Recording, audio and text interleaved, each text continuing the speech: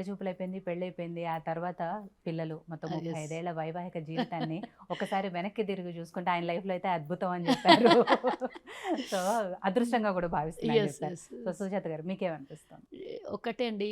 అంటే వేరే ఎక్కడికైనా వెళ్తే ఈ అవకాశం నేను మీ ముందు కూడా మాట్లాడే అవకాశం వస్తుండో రాకుండో ఈరోజు నాకు వాళ్ళు ఇచ్చినటువంటి ఫ్రీడమే కానివ్వండి, కుటుంబంలో ఉన్నటువంటి నేపథ్యం ఏదైతే అన్నీ అంటే మా మామయ్య గారు కూడా ఉన్నప్పుడు ఆయన కూడా పొలిటికల్ బ్యాక్గ్రౌండ్ మామయ్యది కూడా తాండూరు మున్సిపల్ చైర్మన్గా చేశారు.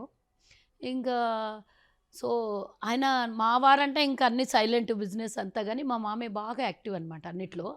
సో వారు నాకు ఈయనకన్నా ఎక్కువ ఆయన ప్రోత్సహించేది. ప్రోత్సహించేది ఆయన. మామయ్య కూడా చనిపోయారు. ఆయన ప్రోత్సహించేది. ఆయన ఉన్నప్పుడే కొన్ని ఆర్గనైజేషన్స్ కానీ అందులో ఉండేదాన్ని. పొలిటికల్గా రాలేదు నేను అప్పటికి. వారు చనిపోయాక పొలిటికల్గా వచ్చాను. సో వాళ్ళు ఒకటి ఇటు అమ్మ ధైర్యం, అటు మామయ్య ధైర్యం. ఇద్దరు ధైర్యంతో నేను ముందుకొచ్చాను. అంటే వేరే ఫ్యామిలీలో మేము అరవేషులము.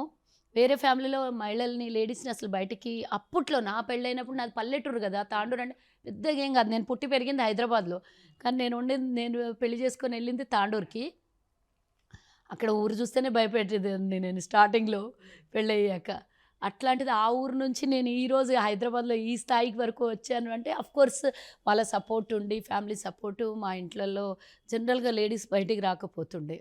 వచ్చినా ఏదో చిన్న మా కమ్యూనిటీ ఆర్గనైజేషన్స్‌లో సర్వీస్ ఓరియెంటెడ్ సైడ్ వెళ్ళేవాళ్ళు. అలా ఎక్కువగా ఇప్పటికి కూడా అంతే ఉంటారు. సో పొలిటికల్‌గా బయటికి వచ్చేంత అవకాశం కూడా రాకపోయేది కదా! సో వాళ్ళు ఇచ్చిన ఏది ఏమైనా కొంచెం ప్రతి కుటుంబంలో పూర్తిగా పచ్చగా ఉండదు. ఒడిదుడుకులు ఉంటాయి, కష్టాలు, నష్టాలు ఉంటాయి. కానీ వాటిలన్నిటిని తట్టుకోవడం ఒక ఎత్తు అయితే, మనం ఈరోజు బయటికి రావడం అనేది కూడా నా టాలెంట్ ఉన్నా వాళ్ళు మనకిచ్చినటువంటి ప్రోత్సాహం వల్లనే కదా! మనకి ఈరోజు ఈ స్థాయిలో ఉన్నాడు. వేరే కుటుంబంలో ఇంకెక్కడైనా పెళ్లి జరిగింటే ఇది ఉండకపోయేదేమో. శంకర్ గారు, ఆవిడకి 17 ఏళ్ళు ఉన్నప్పుడు మీ జీవితంలోకొచ్చారు, మీ కుటుంబంలోకొచ్చారు. సో, ఎలా ఉండేది అప్పుడు? 17 ఏళ్ళు అంటే ఆవిడకి నిజంగానే పెళ్ళంటే ఏంటో తెలీదు, కుటుంబం ఏంటో తెలీదు, అత్తగారు, మామగారు ఎలా సేవలు చేయాలి, ఆ కుటుంబాన్ని ఎలా నడపాలి అనేది అంతగా తెలీదు కాబట్టి, సో వచ్చినప్పుడు ఎలా ఉంది అసలు ఆవిడ ఇంట్లో? అంటే మా అమ్మగారు సిక్ యాక్చువల్లీ. ఓకే. అప్పటికి మీ పెళ్లి అప్పటికి టైంకి. సిక్కే. అంటే అత్తగారి అనే వర్డ్ ఆమె చూడలేదు. ఓ, ఆ, ఓకే. అంటే చూసినా మా మమ్మీ ఎప్పుడు ఎదిరించేది కాదు ఆమెకి. ఆమె చెప్పింది అయినది. మ్మ్. నాన్నగారు అంతే మ్మ్. సేమ్. ఒకటే ఫస్ట్ ఇంట్లో అంటే రెండో కోడలు వచ్చింది. మ్మ్. మా అన్న భార్య వాళ్ళంతా హైదరాబాద్లో సెటిల్డ్. ఆ. ఇక తాండ్రులో తనే ఉండేవారు. తనే ఉండేది కాబట్టి ఆమెదే పెత్తనం ఓకే. అంతే. చిన్న వయసులోనే పెత్తనం వచ్చేసి చిన్న వయసులో బరువు బాధ్యతలు చాలా ముఖ్యంగా బాధ్యతలు చాలా చిన్న ఏజ్లోనే ఆమెకు వచ్చింది. ఇక అమ్మ లేదు. అమ్మ హైదరాబాద్లో నా అన్నయ్య దగ్గర ఉండేది. సో ఆమెనే అంతా ఇప్పుడు ఇల్లు మంచిగా చక్కబెట్టుకోవాలంటే ఇంటి ఆడపడిచే కదా, ఆడవాళ్ళే కదా, అన్నీ ఆమెనే చూసుకుంది పాపం. ఎంత కష్టాలు వచ్చినా, ఎన్ని వచ్చినా, సుఖాలు దుఃఖాలు వచ్చినా, she has given me lot of support. మళ్ళీ ఒకసారి చెప్తున్నాను నేను. సుజాత గారు, మీకేమనిపించింది? అంటే ఫస్ట్ టైం ఒకటి అత్తగారింటికి మా వెళ్ళినప్పుడు మామయ్య గారు అంటే మా అత్తయ్యకి చాలా లాంగ్ బ్యాక్ నుంచి హెల్త్ బాగుండదు అనమాట పెళ్ళికి ముందే. సో తను హైదరాబాద్లో ఉంటుండే. వీళ్ళు బాగా రిచ్, తాడూరులోనే రిచ్ ఉండేది. సో కానీ ఇంట్లో ఆడవాళ్ళు లేకపోవటం వల్ల బయట వాళ్ళ పెత్తనం ఎక్కువైపోయి ఇంట్లో అన్నీ అంటే రిలేటివ్స్ వాళ్ళని వీళ్ళు అందరూ వాళ్ళే బయట వాళ్ళే ఎక్కువగా ఉండేవాళ్ళు. పని వాళ్ళు వాళ్ళే అంతా. అసలు ఎట్లా అంటే ఇంటి వాళ్ళు లేకపోతే ఎంత పనులున్నా ఏమున్నా సర్వెంట్స్ వాళ్ళ మీదనే ఉండిపోయేది మొత్తం. అసలు వ్యాపారం కానివ్వండి, ఇల్లు కానివ్వండి, మొత్తం అంతా వాళ్ళ చేతిలోనే ఉండేది. ఇంటి ఆడది లేకపోతే ఇల్లు ఎలా ఉంటుంది చెప్పండి. అలాంటిది. కానీ నాకు తెలీదు అసలు పెళ్ళంటే తెలీదు, జాయింట్ ఫ్యామిలీ అంటే తెలీదు, ఇన్లాస్ హౌస్లో ఎట్లా ఉండాలనేది ఏమీ తెలీదు. అలాంటిది వెళ్ళిన తర్వాత మూడో రోజే మా మామయ్య వచ్చి నీకు ఈ ఇల్లు నీ బాధ్యత అని చెప్తే నాకు భయం వేసింది.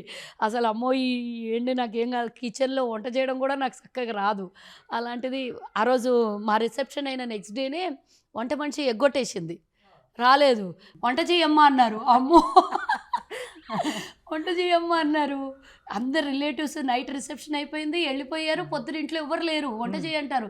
అసలు ఇల్లే తెలీదు నాకు, వంట ఏమొస్తుంది నాకు వంట తెలీదు. అంటే నా అదృష్టానికి మా మామయ్య వాళ్ళ చెల్లి అమెరికాలో ఉండేది, అప్పట్లోనే అమెరికాలో ఉండేది. తను ఉండింది అప్పుడు ఇంట్లో ఉండి చాలా బాగా అసలు 1 వీక్ ఉండి ఎలా ఉండాలి, సంసారం అంటే ఏంటి, అత్తగారి ఇల్లు అంటే ఏంది, హస్బెండ్తో ఎలా ఉండాలి, మామయ్యతో ఎలా ఉండాలి, నాకేం తెలియదు కదా ఎలా ఉండేది అని. పాపం నిజంగా తను కూడా చనిపోయారు. అసలు అమెరికాలో ఉన్నా కూడా ఫుల్ ట్రెడిషన్ అనమాట, అన్నీ నేర్పించింది. ఆ రోజు వంట తను నాకు స్టార్టింగ్ వంట తను నేర్పించింది.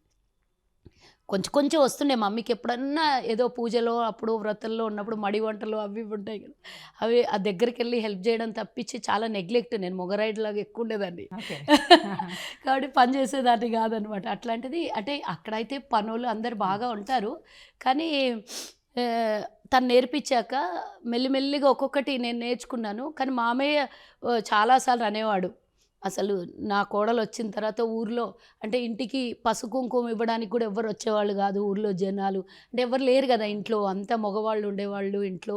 ప్లస్ ఇంకోటి అంత పనోళ్ళు ఎక్కువగా, అంత వర్కర్సే ఉండేవాళ్ళు. కాబట్టి ఇంట్లో ఆడది లేదు, ఆడామె వచ్చింది అంటే ఆయన చాలా సంతోషపడినాడు అసలు స్టార్టింగ్లో. చాలా అంటే చాలా హ్యాపీ ఫీల్ అయ్యేది. ఆయన్నే అత్తయ్య, ఆయన్నే మావే నాకు. అంటే అట్లా ఒకటి ఇంకా ఆయన హ్యాపీగా ఉండడము, మా ఇంటికి అందరు రాకపోకలు పెరగడము, అవన్నీ జరిగిన తర్వాత ఇంకా ఇక మెల్లిమెల్లిగా బాధ్యతలు పెరిగాయి, పిల్లలు పుట్టారు. ఇమీడియట్గా 1 ఇయర్కే బాబు పుట్టాడు. అది ఇంకా ఇంకోటి ఏంటంటే ఎవరు లేకున్నా ప్రతి ఏ ఫంక్షన్ చేసుకోవడం వదలలేదు, ఏ ట్రెడిషన్ ప్రోగ్రాం కానీ, పూజలు కానీ, వ్రతాలు కానీ, ఇంక ఏదైనా సరే. నేను బాబు ప్రెగ్నెంట్ అప్పటికే మాది ఆర్యవైశ్య సంఘం ఉంటుంది కదా, అందులో జాయిన్ కావడము, అక్కడ యాక్టివ్గా పార్టిసిపేట్ చేయడము. బాబు పుట్టాక 1 ఇయర్కే నేను తాండూరు ప్రెసిడెంట్ అయ్యాను. అలా అప్పటి నుంచి ఇంకా మెల్లిగా ఇప్పుడు ఈ స్థాయిలోకి వచ్చాను నేను. అలాగా 1990లోనే నేను తాండూరు ఆర్యవైశ్య సంఘానికి మహిళా విభాగ్కి ప్రెసిడెంట్ అయిపోయాను. ద యంగెస్ట్ మహిళా ప్రెసిడెంట్ నేను అనమాట. 20 ఇయర్స్కి. 88లో పెళ్ళైంది, 98కి మీరు అక్కడికి అంతే 20 ఇయర్స్కి నేను మహిళా ప్రెసిడెంట్ అక్కడ.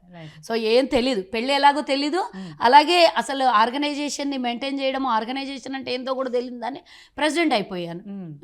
అట్లా మళ్ళీ యంగ్ డైనమిక్ అవార్డు కూడా వచ్చింది అప్పటి నుంచి. ఇంకా అట్లా అంటే ఒక్కసారి అలా నాకేం తెలియని దాన్ని సొసైటీలోకి వచ్చాను కదా, కానీ ఇప్పటి వరకు ఎప్పుడు కూడా ఆపలేదు, నాన్ స్టాప్ అప్పటి నుంచి ఇప్పటి వరకు ఆర్గనైజేషను, సర్వీసు.